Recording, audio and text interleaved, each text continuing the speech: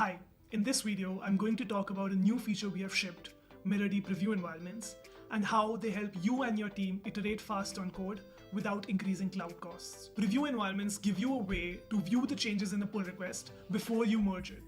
Companies like Vercel and Netlify already do this for front-end applications. For microservices-based applications, you can do something similar by provisioning a full environment per preview.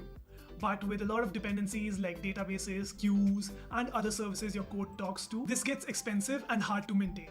Mirror-D preview environments solve that. They do so by spinning up only the service or services you're working on and connecting it to all of its dependencies in the main staging cluster. Let us now see this in action.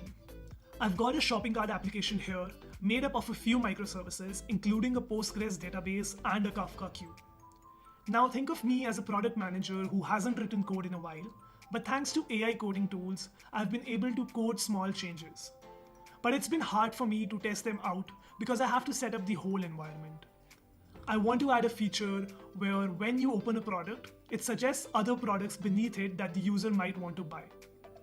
I prompt my agent to make the change. It opens a pull request and I launch a preview environment by adding a GitHub label. I get a unique key for it and I set that as the header in the Mirror-D browser extension. And load up the application.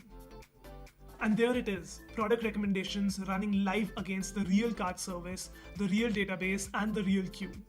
No staging deploy, no waiting on CI, and nobody else using staging even notices that this is happening.